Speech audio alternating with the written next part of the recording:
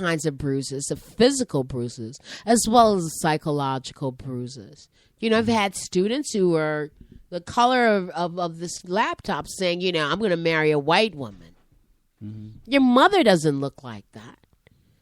So there's this idea that white women are more feminine.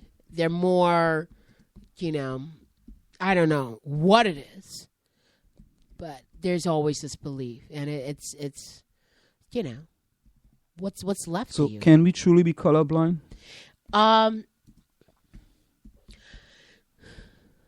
No, but I'm posting this on Facebook right now. Can you truly be colorblind?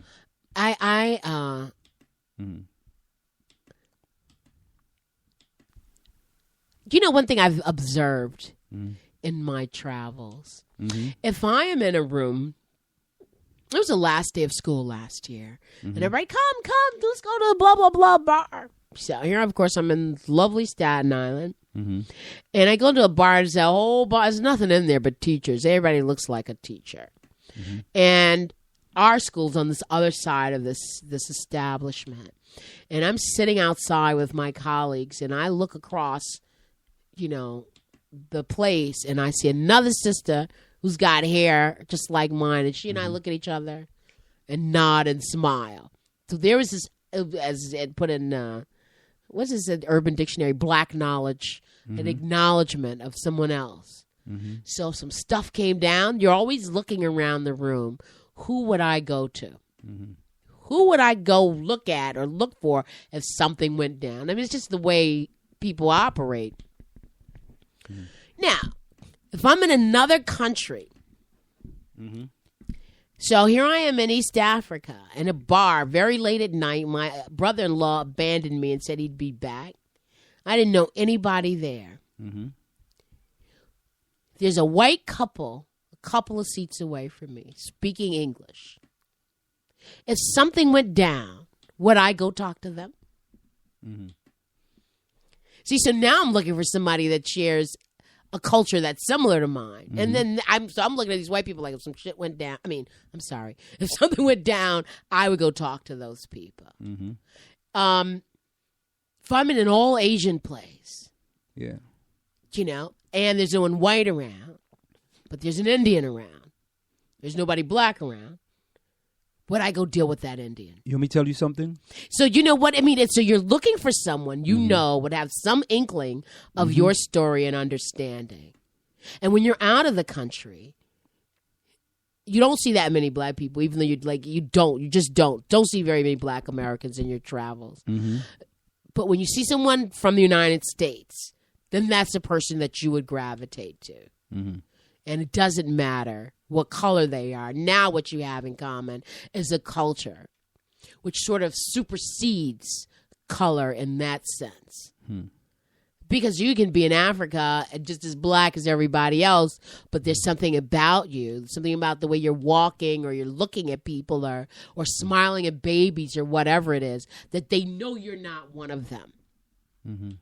So I think in that way, Anselm, that culture supersedes color. But when you're here in the United States, your color is what matters most.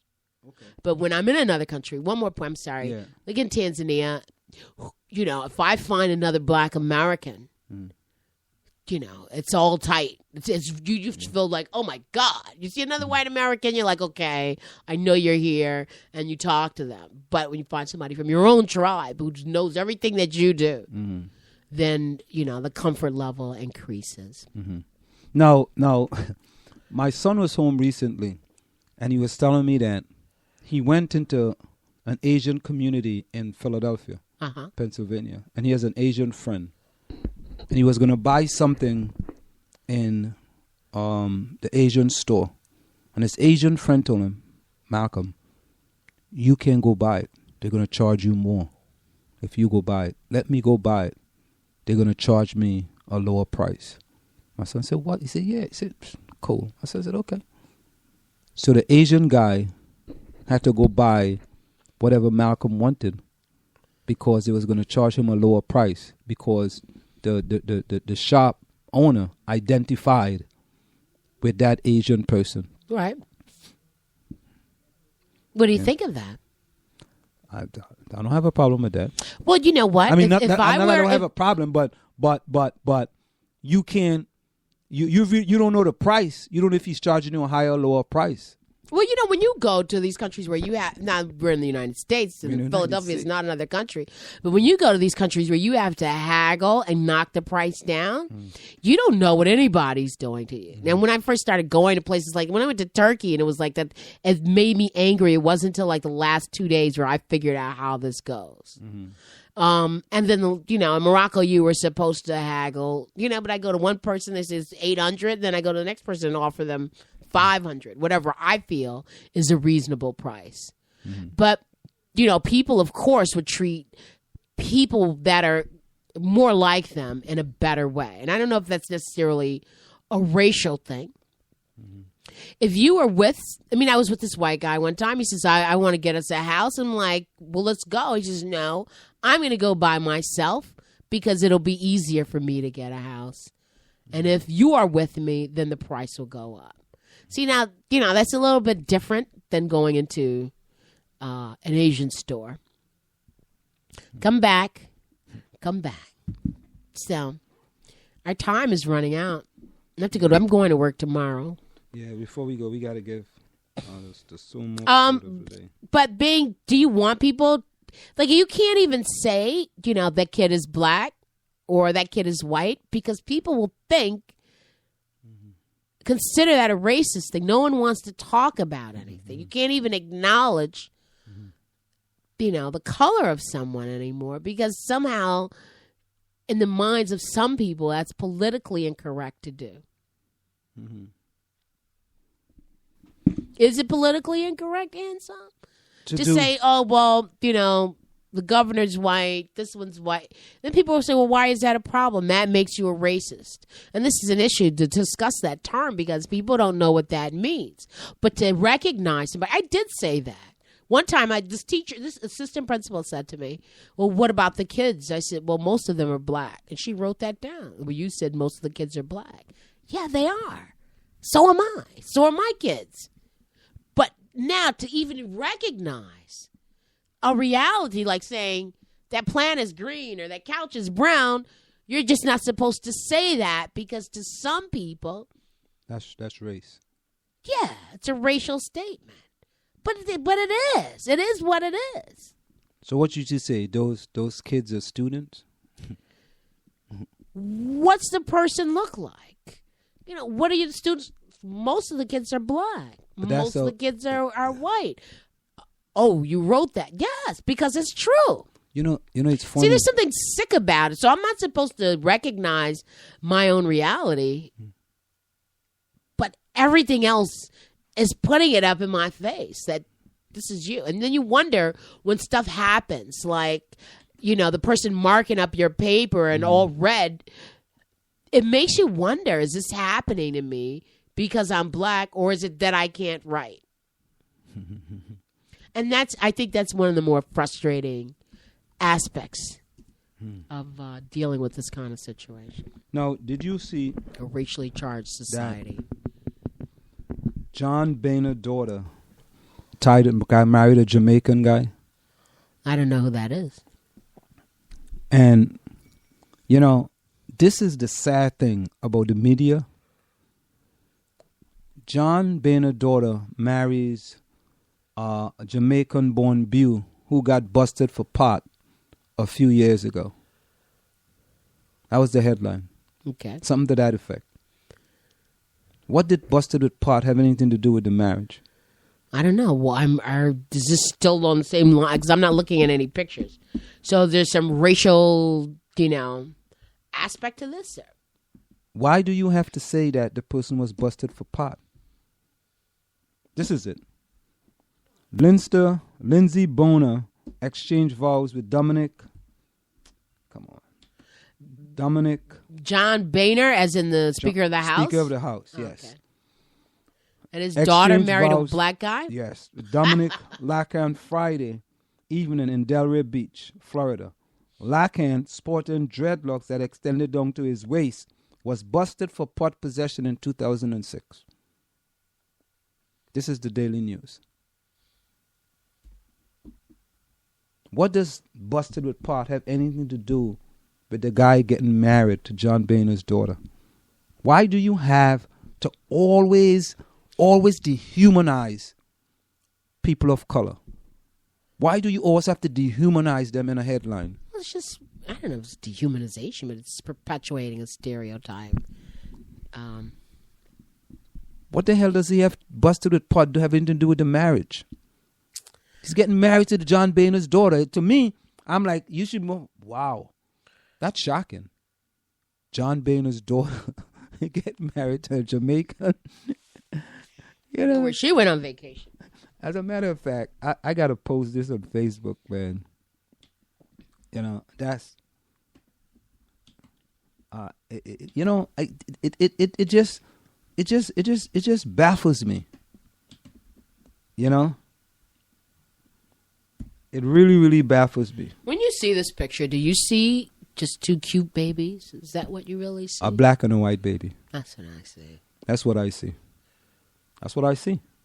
You know, but that brown baby is just so hot. Huh? Look at that baby. Yeah, you just like, oh man, one of them look kind of a little punchy, a little fat. But part of our problem is that we a little too honest. We are a little too honest. But is it being honest, or is it just saying what everyone else is really thinking but no one would say? Yeah. Well, it's being honest. Yeah. It's being honest. Because some people want to, well, if I say this, how is someone else going to perceive what I say?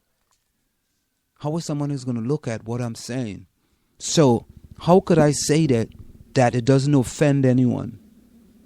So, okay. But what's offensive about saying that you see a brown baby and a white baby? Because people are going to think, if people are going to think you're racist, if you see a black and a white baby. Racism is a belief that one group is superior and thereby has a right to dominate. And I agree with you. I know that. So what's that got to do with me saying? But some people. And they're babies. They don't have any thoughts about anything. That's what's so cool about them. So how they don't have any thought yet. So I mean, there's not. How can you just one of them is brown and one of them isn't? So what? Why would somebody not say that? Why would somebody not say that? Because you want to be politically correct, and you think it's offensive if you say you see a black and a white baby, or some people are going to think you're a racist. I mean, people. That's what I saw, man. I looked at it and I said, "Oh man." Even after I read the article, I still saw a white and a black baby. It didn't change. But listen, maybe people are see something different. Maybe they are. Maybe it's just us. I wonder. But I don't think that's possible. Yeah. All right. Time check. Time is approximately 9:42 p.m. See, when I come here, you just want to go on and on. That time check is brought to you by Semper Alexander Computer Consultants, where they implement cost-effective solutions to fulfill your business need. Semper Alexander for all your computer needs. You can call them at 973-763-2011. That's 973-763-2011. Why don't you give us a quote from the inventor of Carter Johnson is his name? Carter G. Woodson. Carter G. Woodson. Why don't we get a quote from Carter G. Woodson to take us out tonight? Okay, let's see. Well, I don't want to read the same one I just read. No, but I think you had them up there with images, right? Yeah. We can get a quote. As another has well said, Carter G. Woodson, as another has well said, to handicap a student by teaching him that his blackface is a curse and that his struggle to change his condition is hopeless is the worst sort of lynching. Read it again. Again, as another has well said, to handicap a student by teaching him that his blackface is a curse and that his struggle to change his condition is hopeless is the worst sort of lynching. And there you have it. Time check. The time is approximately 9:43 p.m. From where I sit, this is it. The clock on the wall said that's all I like to say, but I've got to go. Remember, hard work beats talent when talent does not work hard. And for every 60 seconds of anger, you lose 1 minute of happiness. Closing words, Margie? No closing words. See you. Same, so more time. Good night.